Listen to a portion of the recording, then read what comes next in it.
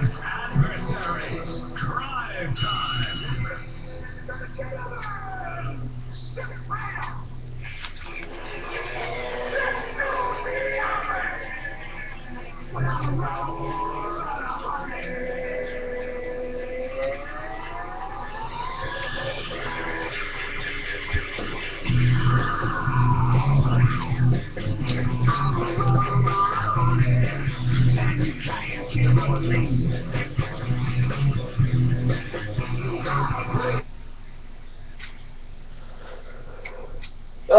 You'll see, folks, that we rise above the noise and we're shaping the revolutions of our time. Sounds pretty good. Yeah, I got that stole that from Michelle Obama.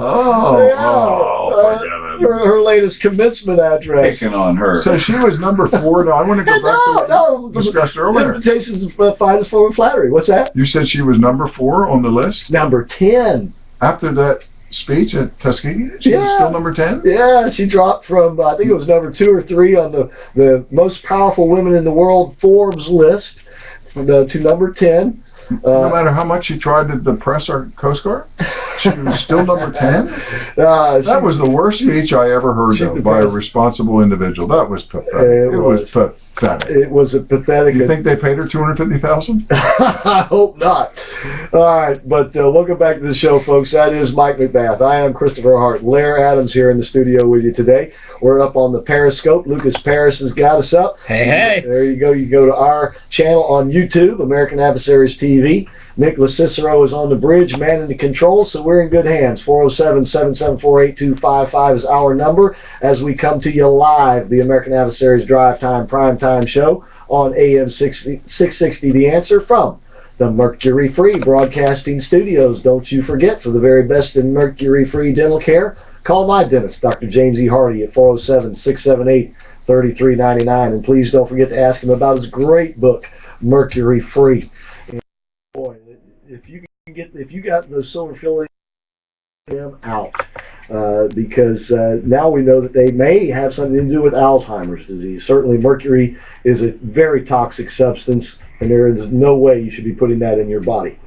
All right, I want to get back to the candidates here for just a few minutes. There was this big Republican to-do in Oklahoma City over the weekend. By the way, Scott Miller of My Liberty Threads is going to be with us briefly on the show tomorrow, because he was there and he's going to tell us things that he found out. And I believe Ben Carson won the straw poll at that one. Now, a week ago, there was a straw poll held here in Orlando, actually in Maitland. It was a roundtable discussion. Carl Jackson, our colleague, was part of the roundtable. Well, not part of the table, but you know what I mean. He was he was the chair. Yeah, that's right. But and he did a great job. And but it was a great roundtable, I understand. And we were at the cocktail party at the time, so we had to set our priorities. Oh, you're not kidding. Sorry we didn't make it, Carl, but change the date next time. But Marco Rubio won the straw poll there. He won it with 0.7% of the vote, and narrowly beating Ted Cruz with 30.2% of the vote. And Rick Santorum actually did better than Rand Paul. And of course, Rick Santorum is looking to get into the race. But you had said, Mike, I believe just last week, you were talking about how the more you saw of Marco, the more you kind of like him. No, I saw he was on a Sunday show, and I thought his ability to respond, his conversation, his thoughts were outstanding. And he is, he just comes across much more presidential, and he's likable, which is you got the right word. He's a likable guy. Right. And if they try to knock him on credentials again, that's, hey guys, just look at the White House, please. That part leave out. Right, exactly. And by the way, one of our most popular presidents, John F. Kennedy, was a first-term senator. Right, he had served in the House, but he was a first-term senator from Massachusetts. And people, if anybody brings it up, they're going to say, well, you're no John Kennedy. But you know what? This guy's proven himself, and I sure hope they try that, because I think it really will backfire. And really, let's look at the age difference between he and Hillary Clinton. Yeah, and he's got such a great subtle line, why go to look to the past, let's look to the future. I mean, yeah, and I thought that was great. And the other thing that made me sick, though, that even was in our local paper, they were talking about his financial condition. And obviously the guy had to liquidate part of his IRA, the generate funds. But the reality of it is, hey, you don't have to be a crooked billionaire like the Clintons. You could be an honest, hardworking middle class individual. Exactly. How about that one? Something different. Here's Hillary Clinton. Let's just look at this for just a second. Here's Hillary Clinton going to all these extraordinary lengths to make it appear as though she's one of the people, right? She's part of Marco Rubio. And she's one of the people that she's going around criticizing. The top 1% of the top 1%. Yep. She's in this extremely small group of wealthy people, and here's Marco Rubio scratching to get by. Who do you think that the people will really relate to? Well, that's what I'm saying is if there comes a debate, I think he could turn that boy to his benefit big time, and then just start tearing her apart by her relationship. Guess who else knows that? And guess who else is worried about it? The Clanton gang. All right, this Jeb? No, no, I know. Yeah, the Bill and Hills Clanton gang. The New York Times in their Saturday edition wrote a front page article about how Democrats are uneasy on matchup with Rubio. And I think it comes down to a quote, and this kind of sums it all up, but it gets to the likability, gets to his story, gets to the fact that he can chip away, and he doesn't have to chip away much at the Hispanic vote to make a huge difference. But it kind of all gets down to something that a fellow by the name of Dan Gelber said. Now, Dan Gelber was the Democratic leader of the Florida House of Representatives, and he retired from the House the same year that Marco Rubio did. So they both made their retirement speeches the same day from the same podium. Gelber spoke first, and he sat down while Rubio spoke. And as Rubio was speaking, Gelber himself recalled, I'm reading now from the article, Gelber himself recalled the day in Tallahassee, Florida in 2008 when he and Mr. Rubio, then the Speaker of the State House, that's Rubio, gave their farewell speeches. He spoke first, followed by Mr. Rubio. As Mr. Gelber's wife looked on. She's sitting there weeping, Mr. Gelber recalled, still incredulous. And I look up and I mouth to her, "Are you kidding me?" He had a saying about Marco Rubio. Gelber said about Rubio, "Young women swoon, old women pass out, and toilets flush themselves." In other words, he is connecting on an emotional level.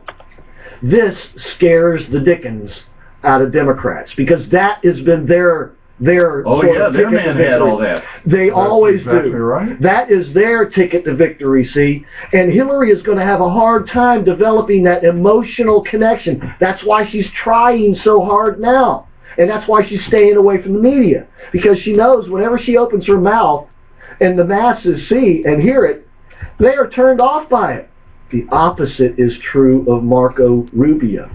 No, like just what you're stating just a week ago when I actually listened to him for about 20 minutes, you had to be totally impressed. And as you say, he's a good-looking guy. I think he could certainly help us in the Spanish vote area, undoubtedly. And the women vote. And the women vote, and the over 65. I think, where did I read something today? The over 65 had a big demand for Marco Rubio. Yeah, so because he makes you feel good about being an American. That's what his whole life story is all about. It is about all the greatness and goodness that is the United States of America, and people are starved for that. And he works hard. He goes to the villages a lot, so he's got a ton of people there that are spreading out to other seniors what his message is. Plus his whole family history is what? Hard work. Hard work. We're not asking for anything. We'll work our way to the top. We'll give it 100%. Exactly. This is what, as you said, this is what it's all about. Yeah, what's a better example for Americans, a Hillary or someone like Marco? And if you think about Ronald Reagan for a minute, what was Ronald Reagan really so effective at doing but making people feel good about America again? That is what he was, because he lived it. He exuded it. it was part of his personality. And so it came across, and like the whole Morning in America campaign, you know, Morning in America again. People were feeling good about being Americans again after the Jimmy Carter funk.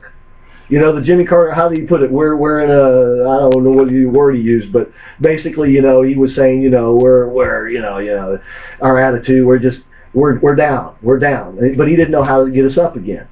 But Reagan did, and this is what the Clintons feel Rubio was so good at. And no, I think they've been. I think I would predict him without even debate that he would beat Hillary. I don't even think. And by the way, that they think he has the best chance of beating. I mean, he has all the charisma that you're looking for from a leader now. And the question is, sounds very logical to me. He sounds like a logical thinker. He's certainly from a background in the family-wise that we would like, and I think he could be the right guy. And the most important thing, and this is what he's saying about young women swoon, old women pass out, and toilets flush themselves, because he is a likable person. I mean, when the Democrat's wife is sitting there weeping at Marco Rubio's retirement speech from the floor of the House. I heard that same story, though, about Brock, toilets backed up. Oh, no. They overflowed. Oh, that's right. I got it mixed up. I'm sorry. All right, don't get mixed up, folks. Stay with us. We'll help keep you straight. We are the American Adversaries. It is drive time, prime time, and we're coming right back.